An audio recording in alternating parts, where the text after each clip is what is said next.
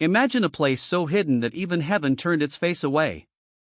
A cabin with no windows, no records, no name. Yet inside it, children breathed. Children who had never seen sunlight on their skin. Children who looked at strangers with eyes older than sin itself. This is not a ghost story. This is a reckoning. And one man, armed only with a leather notebook and a conscience that would not let him sleep, walked straight into it. What he found would haunt him for the rest of his days. And what he left behind still waits in the hills of eastern Tennessee. There are places the map refuses to remember. Not because they are small. Not because they are unimportant.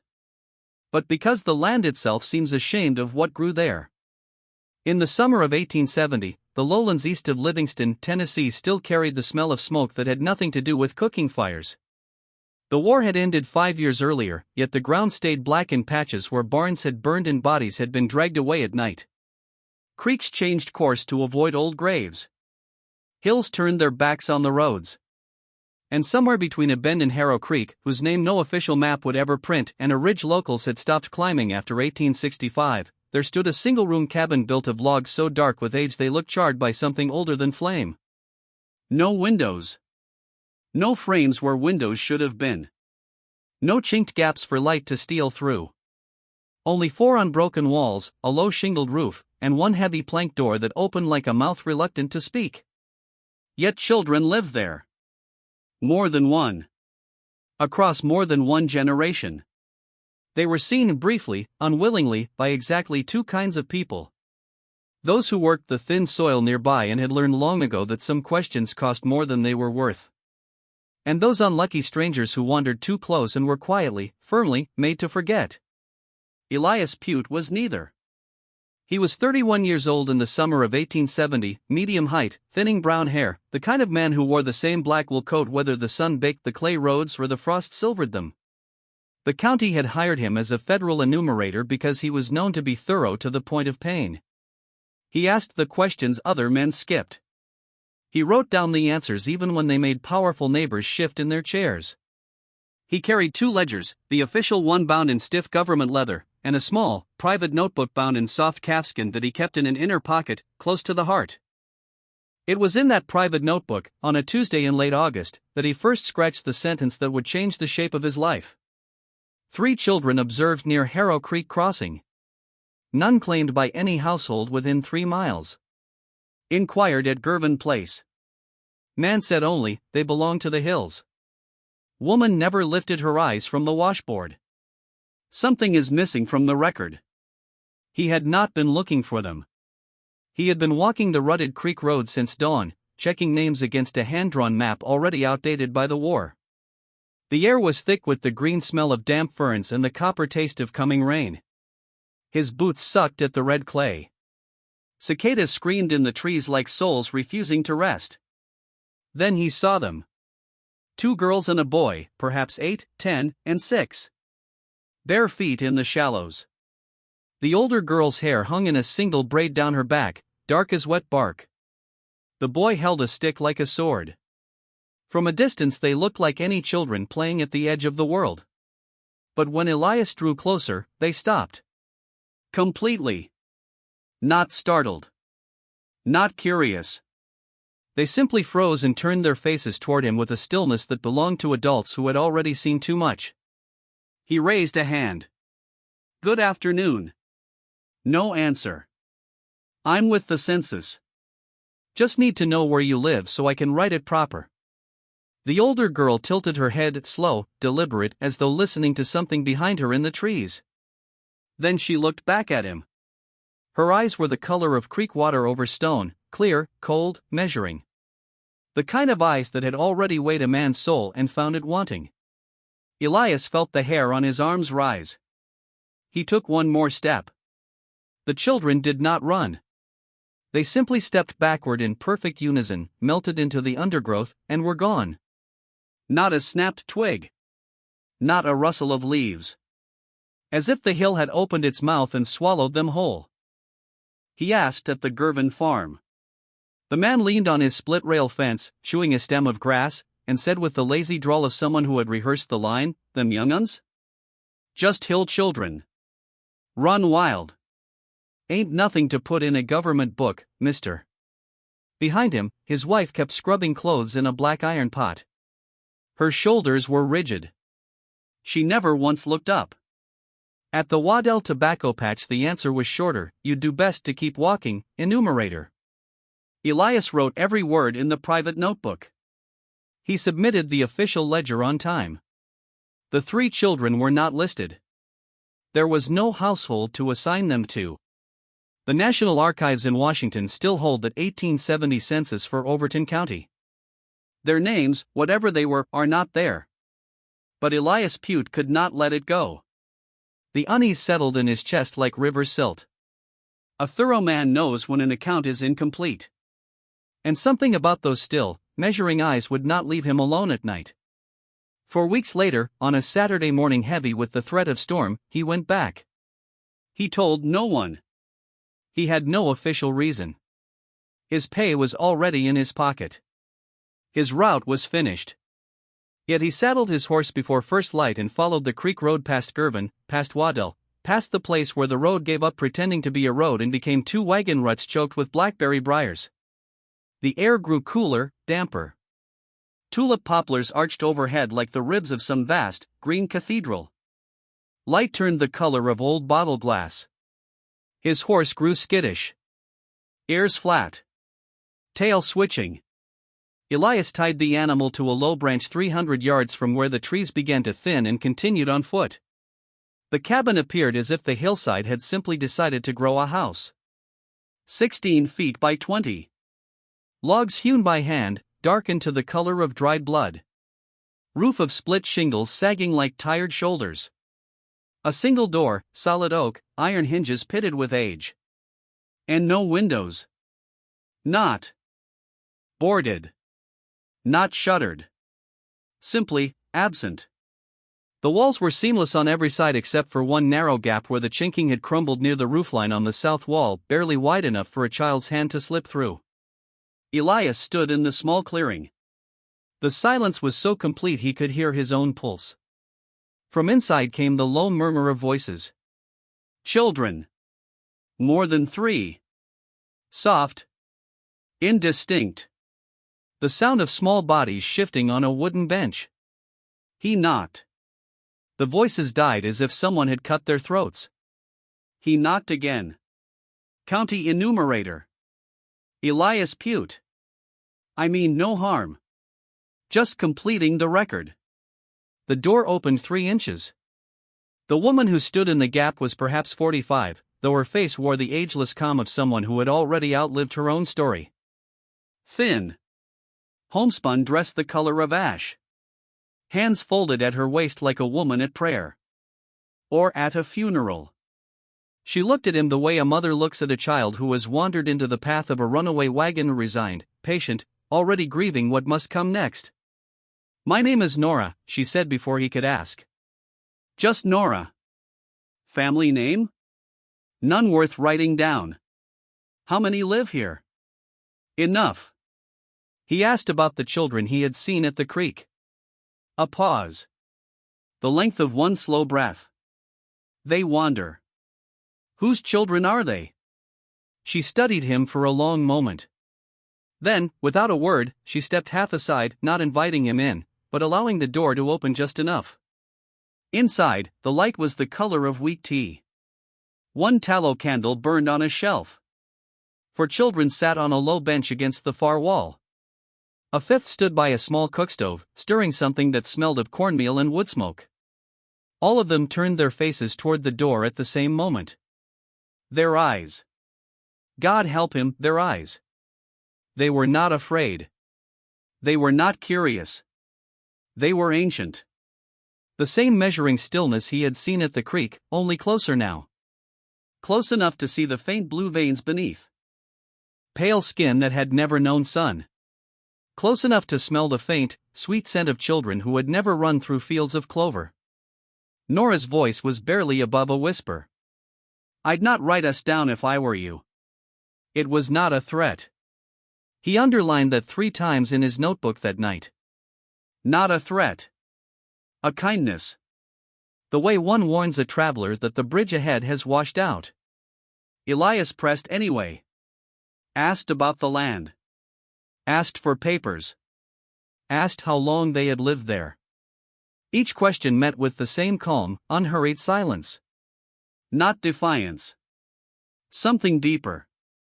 The silence of someone who has already spoken to God about this matter and received her answer.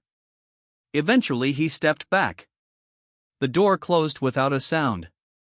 He stood outside for a long time, listening to nothing. Then he walked back through the poplars, the notebook heavy in his coat like a second heart. That night he wrote 11 pages by lamplight. Pages that would never go into any official record.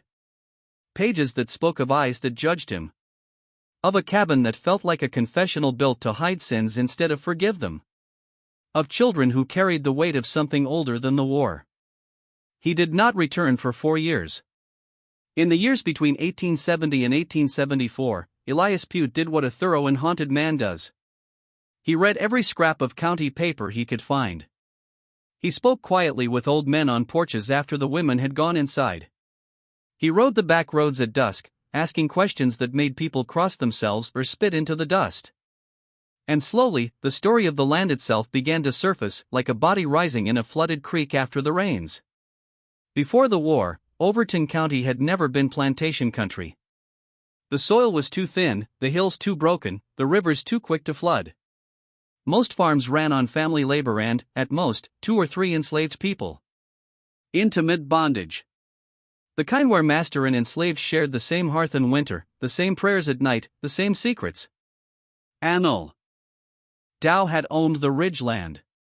1850 slave schedule listed 3, 1 woman, 28, 1 girl, 9, 1 man, 34. No names. Only ages, sex, and the terse description mulatto beside the girl.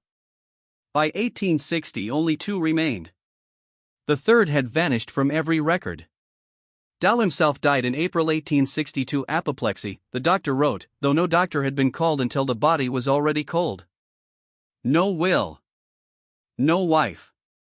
A brother in Kentucky who never came south. The main farm was swallowed by neighbors. The ridge land, too steep, too rocky, too shadowed, was left to the wild. And the 2 remaining souls? They simply stopped appearing.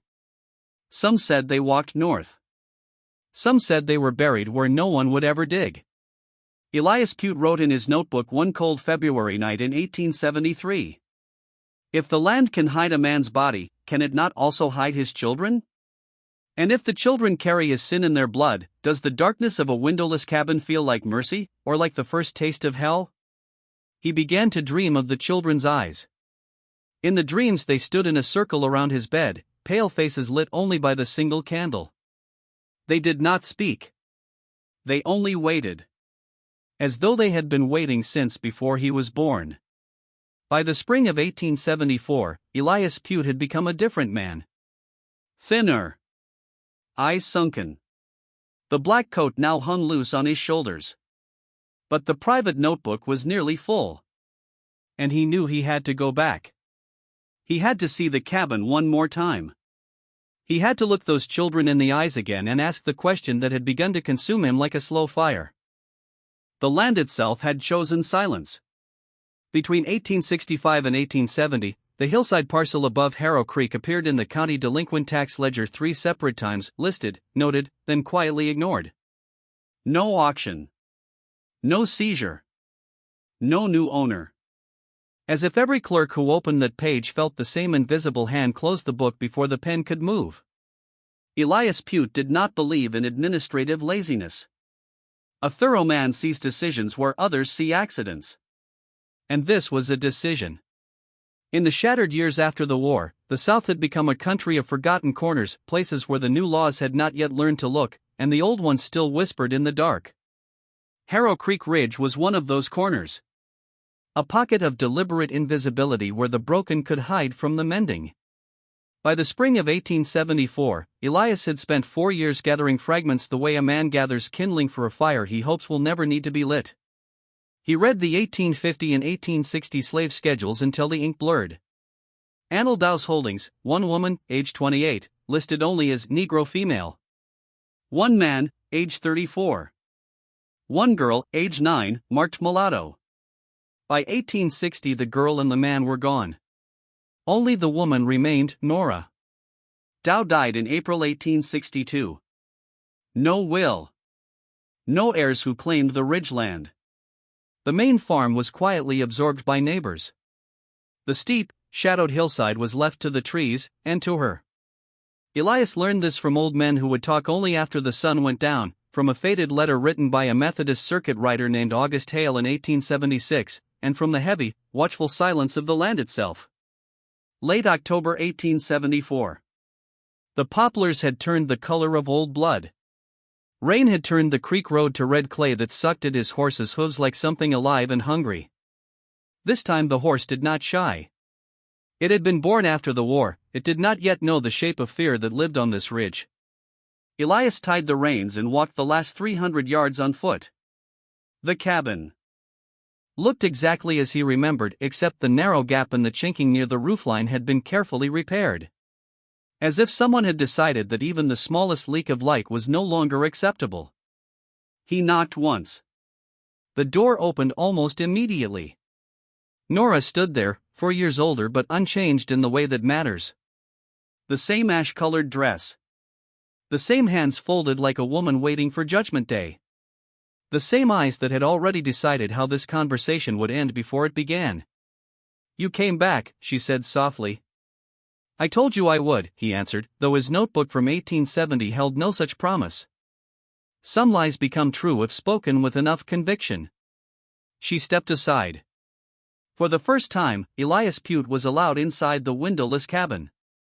The air was warm, thick with the scent of woodsmoke, dried herbs, and something sweeter, children's breath, cornbread, the faint iron tang of fear that never quite leaves a sanctuary built on secrets.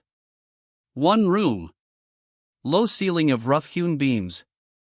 Packed dirt floor covered in woven grass mats the color of dried river grass. A small cookstove glowing softly. A long table made from a single split log. Shelves lined with jars, bundles of dried roots, and most startling, dozens of books. Battered, coverless, tied with twine, but books nonetheless. A spinning wheel in one corner. Neat stacks of folded cloth in another. And no children. "They're in the woods," Nora said before he could ask. "They spend most days there now. Learning the trees better than the walls." She gestured to the table. He sat. She placed before him a tin cup of tea made from dried chicory and sassafras, bitter, dark, strangely comforting. Elias opened his private notebook and laid it flat so she could see the blank page. A gesture of trust. Of surrender. "Tell me everything," he said. She looked at the notebook for a long moment, then at him. The candle flame danced in her eyes like twin souls refusing to be extinguished. "That is a very large thing you're asking, Mr. Puit. I have time." A silence so deep he could hear the poplars sighing outside like old men remembering sins. Then she said, "Close the door." He rose and shut it. The room became a world unto itself. What followed was not a confession. Confessions seek forgiveness. This was something holier and more terrible. A testimony. The children were not hers by blood. She had never borne a child of her own. She said it plainly, without self-pity, the way one states that a certain field will never grow cotton again. The first boy arrived in the spring of 1863. Brought by a dying freedwoman who could no longer walk north and could not bear to leave the child behind. Nora took him in without question. She did not explain why. Some mercies, she implied, are not decisions but recognitions. Others followed, slowly, irregularly. A girl of 6 whose mother had been killed in the last chaotic months of the war. Twin boys whose father had been shot for trying to keep his family together. A quiet child of uncertain age found wandering the roads with nothing but a torn Bible page clutched in his fist. They came from different places. Different griefs. Different colors of skin that told different stories of sin. Nora gave them names, simple, biblical, chosen by her or by the children themselves, but never surnames. "Surnames," she said, "or how the world found you again. how it dragged you back into the ledger of ownership. She taught the older ones to read using whatever books she could trade for or beg from the few souls who knew her secret. The Methodist circuit writer August Hale had left her a worn copy of the Gospels in 1867. She still kept it on the highest shelf, wrapped in oilcloth like a holy relic. Hale's letter, written 9 years later to Elias, described the scene he found in 1867 with trembling ink. 7 children. None blood-related. All watching me with eyes that seemed to have already read the book of Revelation and understood it better than I. The cabin had no windows. I asked why. She answered only, light from outside can burn what is not ready to be seen. Elias wrote that line in his notebook and underlined it twice. Nora told him the cabin had been built by Anil Dow years before the war, not as a slave quarters, but as something else. A place of isolation. A place where certain things could happen without witnesses. She did not elaborate. She did not need to. The weight of what she left unsaid filled the room like smoke. She fed them from a garden hidden in a small clearing behind the ridge. Corn. Beans. Squash. Herbs that healed more than bodies. She traded woven cloth and careful labor with 3 trusted families 3 miles south, people who asked no questions and spoke of the ridge only in whispers after dark. The children came. They learned. They grew. And when they were ready, a word she would not define further, they left. Some to towns where no one knew their past. Some north, carrying letters she had helped them write in secret code only the truly free would understand. Some things are not findable once they are lost, she said when he asked if any families ever came searching. Then the longest silence yet. People have come, she added quietly. Men with papers. Men without papers. Men who still believed the old laws lived in their blood even if the books said otherwise. They did not find what they were looking for. Her eyes met his across the candle flame. In that moment Elias understood the true purpose of the windowless cabin. It was not a prison. It was a womb. A place where children could be reborn without the stain of their father's sins. A place where the chains could be broken not by law, but by deliberate, sacred forgetting. Nora was not merely keeping children safe. She was keeping them innocent. She was teaching them that freedom begins the moment you decide the world no longer has the right to name you. When the light outside had faded to deep indigo and the tea had gone cold, Elias asked the question that had haunted him for 4 years. Why no windows? Nora's answer was so soft he had to lean forward to hear it. Windows are for seeing in, as much as seeing out. Some things are safer when they remain unseen.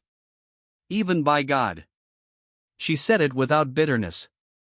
Only the calm of a woman who had already argued with heaven and reached an understanding. Elias left at dusk with his notebook heavy and his soul heavier. He rode home through the turning leaves feeling as though he had been allowed to glimpse the inside of a miracle and the edge of a judgment. In the spring of 1875, he made what would prove to be the mistake that changed everything. He told someone. He did not mean it as a betrayal. He meant it as hope. As testimony. As the beginning of justice. But some truths are not meant to be carried by men who still believe the world can be fixed with ink and ledgers. And the hills of eastern Tennessee have always known how to keep secrets. Especially the ones that bleed. The betrayal began with good intentions. Elias Puit had carried the weight of the windowless cabin for 5 long years. It sat in his chest like a second, heavier heart.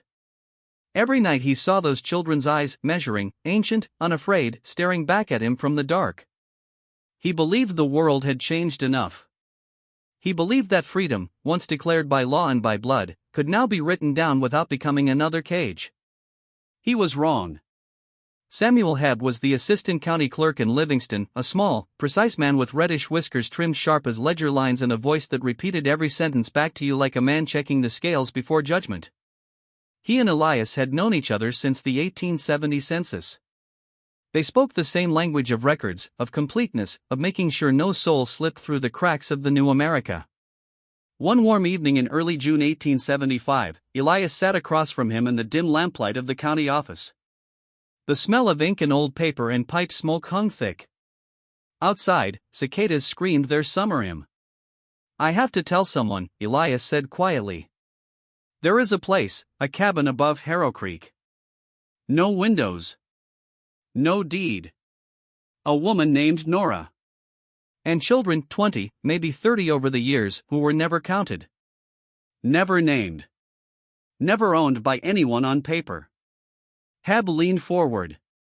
His pen hovered. "No windows at all," he repeated, slow and exact. "No records of land transfer, 7 children in 1867, invisible for over a decade." He made notes. Not in sympathy. In columns. Neat, administrative columns. Elias should have seen it then. But hope is a blinding thing. Heb was not cruel. That is the tragedy. He was a man of his time who believed, with the fierce sincerity of Reconstruction, that every human being deserved to exist inside the protective lines of the law. A name. A number. A status. Without those lines, he believed, chaos returned. Slavery returned in new clothes. The cabin, to Heb, was not mercy. It was The betrayal began with good intentions. Elias Puit had carried the weight of the windowless cabin for 5 long years. It sat in his chest like a second, heavier heart. Every night he saw those children's eyes, measuring, ancient, unafraid, staring back at him from the dark. He believed the world had changed enough. He believed that freedom, once declared by law and by blood, could now be written down without becoming another cage.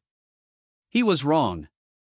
Samuel Heb was the assistant county clerk in Livingston, a small, precise man with reddish whiskers trimmed sharp as ledger lines and a voice that repeated every sentence back to you like a man checking the scales before judgment.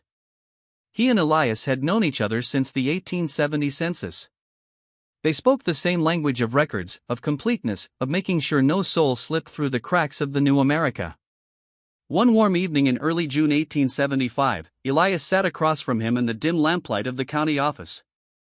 The smell of ink and old paper and pipe smoke hung thick. Outside, cicadas screamed their summer hymn. "I have to tell someone," Elias said quietly. "There is a place, a cabin above Harrow Creek. No windows. No deed. A woman named Nora. And children 20, maybe 30 over the years, who were never counted. Never named. Never owned by anyone on paper." Heb leaned forward. His pen hovered. "No windows at all," he repeated, slow and exact. "No records of land transfer, 7 children in 1867, invisible for over a decade." He made notes. Not in sympathy.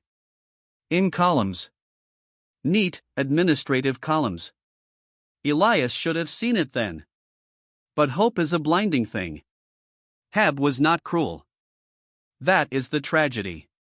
He was a man of his time who believed, with the fierce sincerity of Reconstruction, that every human being deserved to exist inside the protective lines of the law. A name. A number. A status. Without those lines, he believed, chaos returned. Slavery returned in new clothes. The cabin, to Heb, was not mercy. It was taken deeper. The others will leave before sunset. The cabin will be empty. Elias asked what he should do. "Nothing," she answered. "You have done enough." The words were not bitter. They were merciful. The same mercy she had shown every lost child who had ever crossed her threshold. He left without entering. He understood he was no longer welcome inside the sanctuary he had helped endanger. He never saw the cabin again. 3 days later, Fletcher Cartwright arrived. He was 26. Quaker raised in Ohio. Son of a man who had run the Underground Railroad for 30 years. He had taught freedmen schools in Memphis. He had seen too many promises broken. His eyes carried the exhaustion of a man trying to hold back the tide with a broken bucket. He met with Heb first. Then with Elias. The conversation in Elias's small rented room is only partially recorded, but the notebook shows Cartwright's gentle insistence. I'm not here to count them, Mr. Puit. I'm here to ask if they're safe. If they need anything. If this place you describe is a refuge or a cage. Elias told him everything. Every detail. Every measuring gaze.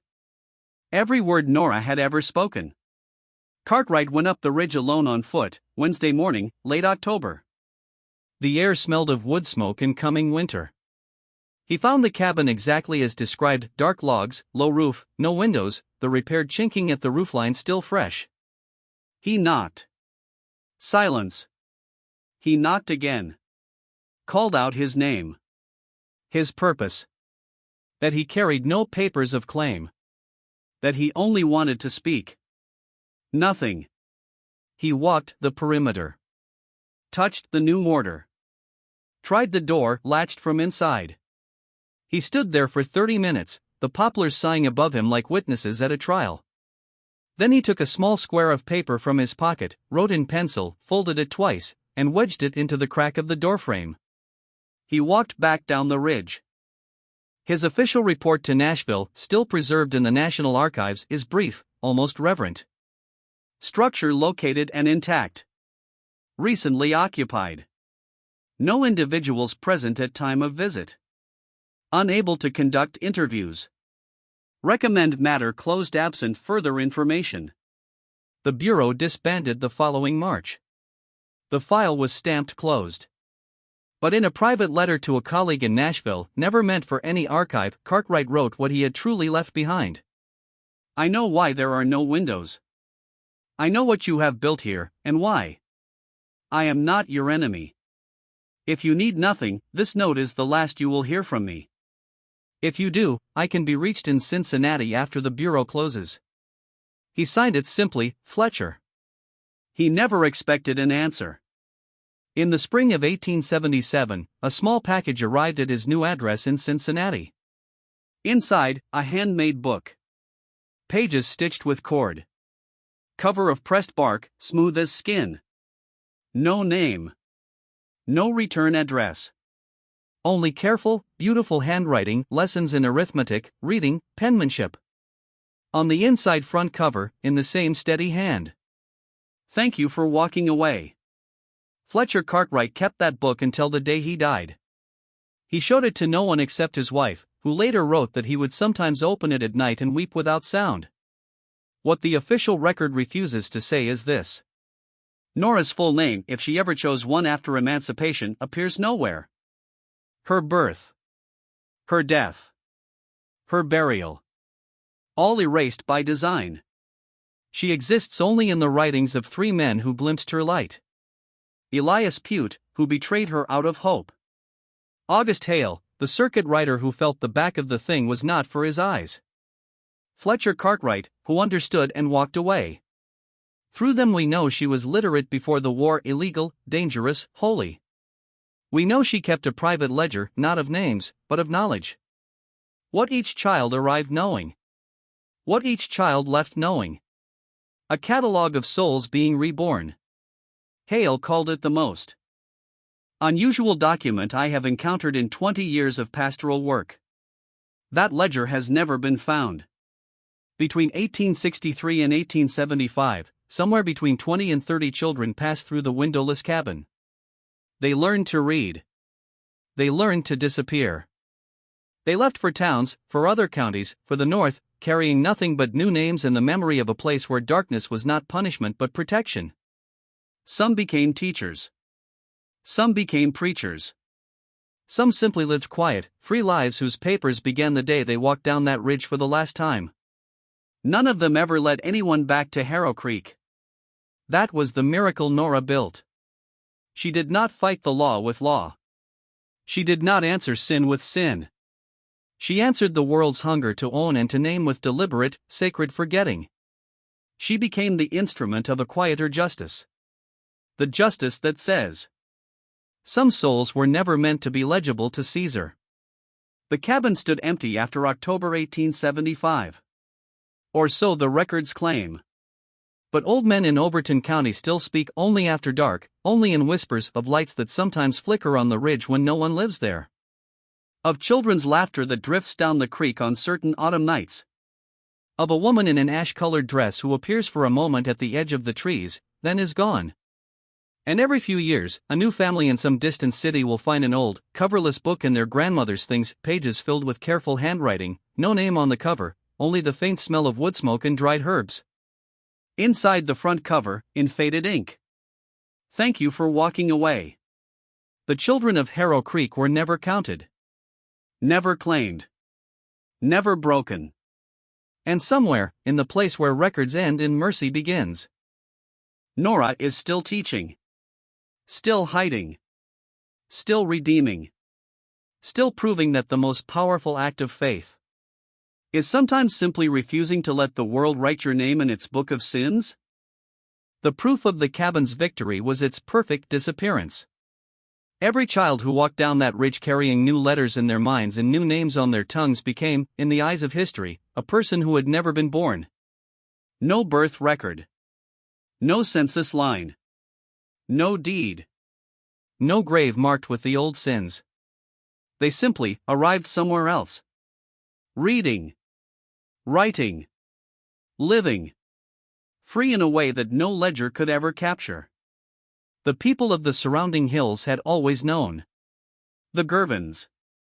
The tenant farmer Waddell. The Freedmen's family 3 miles south, Robert and Clara, who in 1867 had spoken more plainly to the circuit rider August Hale than anyone else ever would.